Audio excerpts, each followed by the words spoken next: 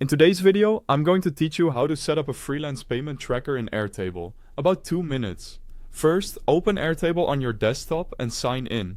On the home screen, click Add a Base, then choose Start from Scratch or open a base you already use. Give it a clear name so you and your team know exactly what it's for.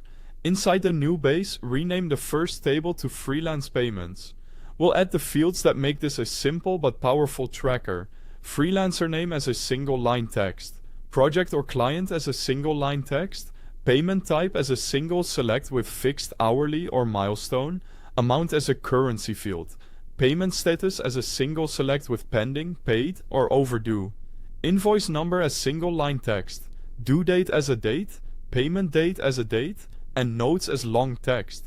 This becomes your main finance hub, keeping every invoice and status in one place. Now start logging payments. Add one record for each freelancer invoice you receive. As payments go out, update payment status and fill in the payment date so your cash flow picture stays accurate. A quick tip: keep the amount field in your preferred currency and double check due date formatting so reminders line up correctly. Next, create helpful views. Build a pending payments view to see what's outstanding, an overdue payments view to catch anything that slipped past the due date, a paid invoices view for completed items, and a payments by freelancer view for quick vendor summaries. This gives you instant visibility without hunting through rows. By the way, the Airtable website link is at the top of the description. Open it now and follow along as you set up your payment tracker. When it's time for a finance review, sort by due date to prioritize what's next, or sort by amount to tackle the biggest items first.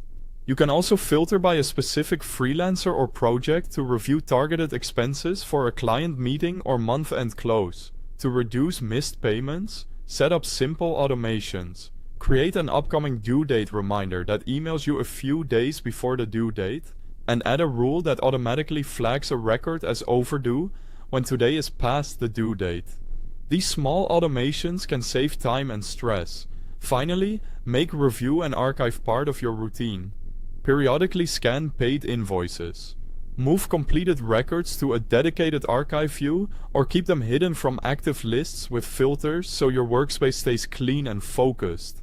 That's how you can manage freelance payments in Airtable and keep your finances organized. Thanks for watching.